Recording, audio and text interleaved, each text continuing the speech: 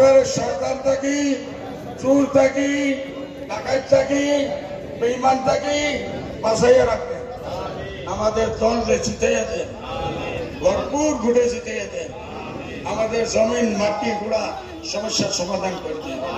আমিন ইয়া রাব্বাল আলামিন সাল্লাল্লাহু আলাইহি ওয়াসাল্লাম। আমিন।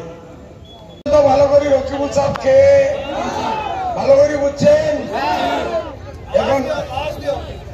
এখন রকিবুল সাহেব ভোট দিবেন না কালা চাবিকে?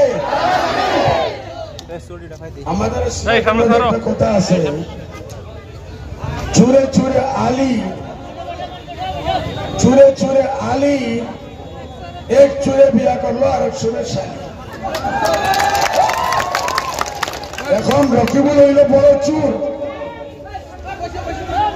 রকিবুল হোসেন চুর নাই, ইন্টারন্যাশনাল ডাকাইত। আপনার বাড়ির পাহারাদারির জন্য চুরকে নেতৃত্ব দিবেন নাকি? আর তার সঙ্গে আরো দুজন যদি চুর থাকে, হাজি সাহেব বলছে ইন্টারন্যাশনাল চুর। অখিল গগৈ, আমার মুসলমানের লজ্জা লাগতে লাগে। আমি সেরকমই ভাই,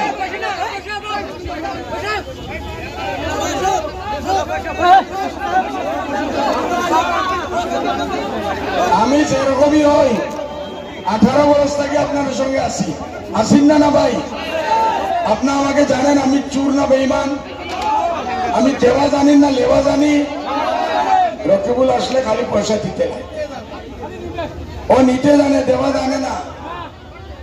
অখিল গগৈ আনছে এক বড় দলাল।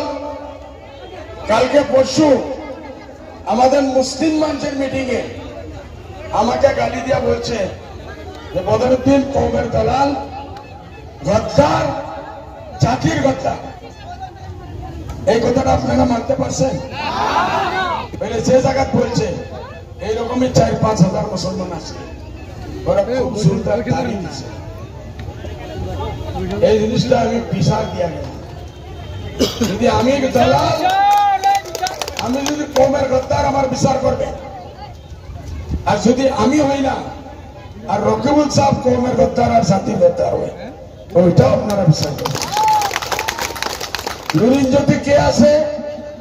এই নুরিন জ্যোতি আমাদের হাজার হাজার মানুষের নামের উপরে ডিপুটার লেগেছে, কমপ্লেন দিছে, ইনকোয়ারি আরম্ভ হয়েছে।